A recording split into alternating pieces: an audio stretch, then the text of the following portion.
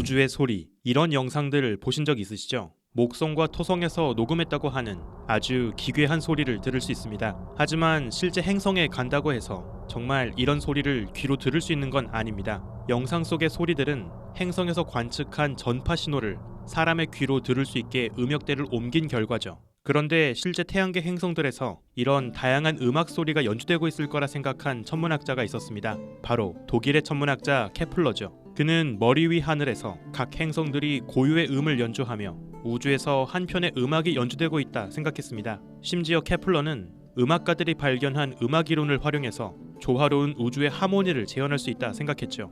심지어 우주의 소리를 악보 위에 옮기는 시도를 하기도 했습니다. 과연 케플러가 밤하늘에서 들었던 음악은 어떤 모습이었을까요? 우주먼지 현자타임즈, 케플러가 연주했던 우주의 소리에 관한 이야기입니다.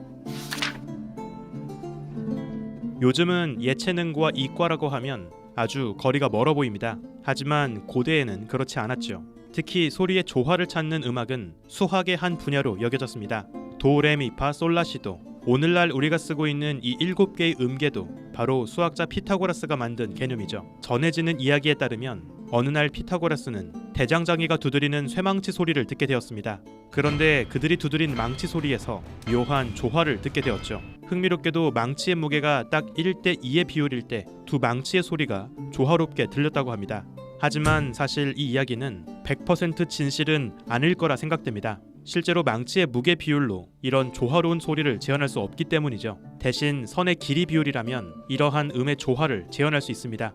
현의 길이를 절반으로 짧게 줄여서 튕기면 원래 소리와 아주 잘 어울리는 한 옥타브가 높은 소리가 만들어집니다. 현의 길이를 3분의 2로 줄여서 튕기면 이번엔 또 살짝 다른 소리가 나지만 역시 원래 소리와 잘 어울리는 5도 차이의 음이 만들어지죠.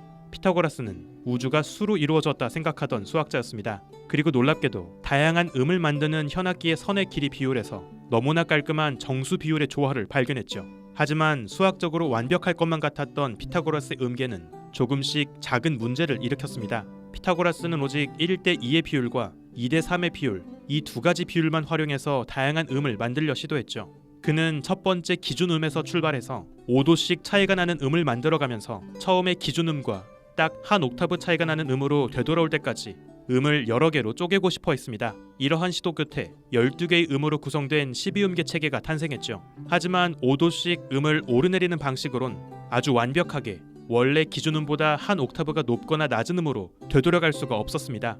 3분의 1을 아무리 여러 번 곱해도 정확하게 2분의 1의 비율을 만들 수 없기 때문이죠. 연주자가 직접 미세하게 현의 길이를 조절하며 연주할 수 있는 현악기에선 그나마 사정이 나았습니다. 하지만 딱 정해진 건반만 눌러야 하는 건반악기에선 이런 미세 조절이 불가능했죠.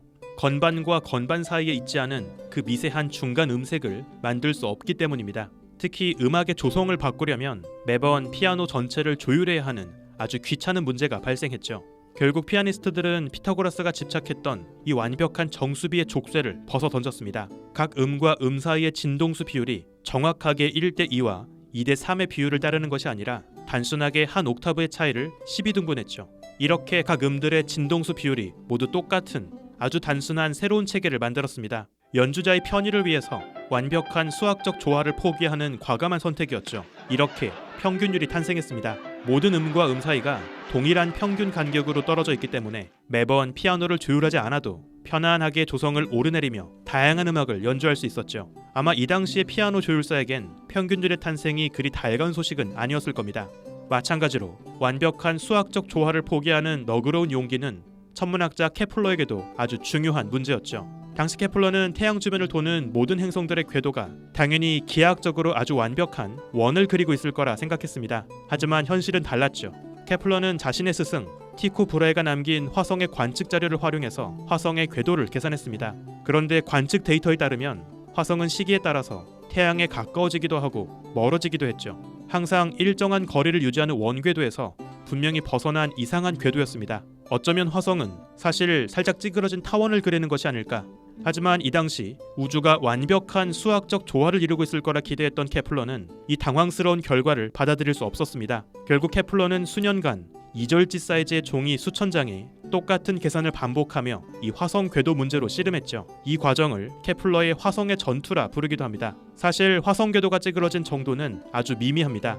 화성이 그리는 타원 궤도에서 가장 긴 반지름과 가장 짧은 반지름의 차이는 겨우 0.4%죠.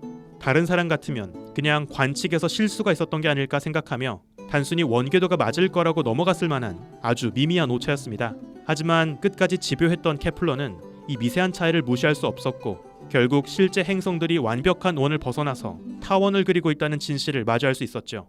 이것이 바로 케플러의 첫 번째 법칙, 타원 궤도의 법칙입니다. 참 아이러니하게도 우주가 가장 완벽한 수학적 조화를 이루고 있을 거라 생각한 케플러 스스로가 그 족쇄를 풀고 약간 찌그러진 진짜 우주의 모습을 발견한 것이죠.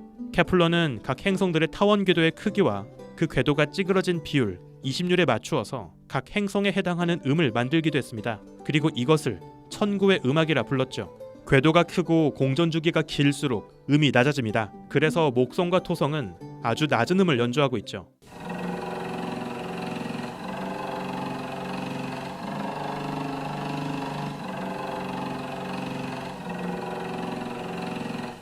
반면 궤도가 작고 공전주기가 짧아질수록 음은 높아집니다. 태양에 가장 바짝 붙은 수성은 가장 높은 음색을 연주하죠. 여기에 더해서 궤도가 더 크게 찌그러진 타원을 그릴수록 음의 높낮이 변화를 더 크게 주었습니다.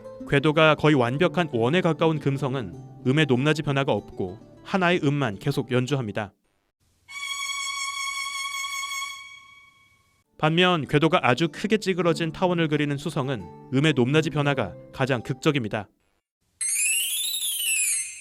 케플러는 이러한 행성들의 궤도 특성을 악보에 옮겨서 연주할 수 있다면 실제 우주가 연주하고 있는 음악을 들을 수 있을 거라 기대했죠. 케플러는 말 그대로 우주 본연의 모습을 악보에 옮기고 싶어 했던 우주의 음악가였다고 볼 수 있습니다. 이처럼 우리 우주는 완벽한 이상적인 수학적 조화를 살짝 벗어나 약간은 찌그러지고 어긋나는 모습을 하고 있습니다. 수학은 우리 우주를 아주 근사하게 단순화시켜 묘사하는 근사한 근사치에 해당한다고 볼 수 있죠. 하지만 그런 완벽한 조화의 집착에서 벗어나서 미세한 차이와 어긋남을 받아들일 때 우린 비로소 우주의 아름답게 흐트러진 그 진짜 매력을 느낄 수 있게 됩니다. 그리고 놀랍게도 음악가와 천문학자 모두 이러한 우주의 모습을 각자의 방식으로 발견해 노래했던 것이죠. 오늘은 제 구독자분들께 한 가지 특별한 소식을 전해드릴까 하는데요. 제가 한 피아니스트 분과 함께 세상의 과학자와 음악가들의 이야기를 소개하는 렉처 콘서트 천문대 피아노가 떨어졌다를 진행하게 되었습니다. 혼돈 속에서 아름다움을 피워낸 하이젠베르크와 쉔베르크, 우주를 바라보며 우주를 노래한 갈릴레이와 드뷔시, 그리고 우주 속의 조화를 연주하고자 했던 케플러와 바흐, 멋진 피아노 공연과 함께 과학자들과 음악가들의 이야기를 선보일 이번 공연에 여러분을 초대합니다. 11월 13일에서 14일 을지 공간에서 11월 20일에서 21일 설릉 북세지에서 행사를 진행합니다. 특히 구독자분들을 위해서 5분께 11월 14일 일요일 을지로에서 열리는 공연 티켓 5장을 보내드리겠습니다. 아래 설명란에 있는 링크를 통해서 가장 기대되는 챕터와 그 이유를 함께 남겨주시면 제가 추첨을 통해서 5분께 티켓을 보내드릴게요. 예매 링크도 설명란을 참고해주세요. 구독자분들도 이번 공연을 통해서 오프라인 현장에서도 함께 직접 만날 수 있는 시간이 되었으면 좋겠습니다. 우주먼지 현자타임즈, 오늘은 여기서 마칩니다. 구독과 좋아요도 부탁드릴게요. 우주먼지 여러분, 감사합니다. 안녕.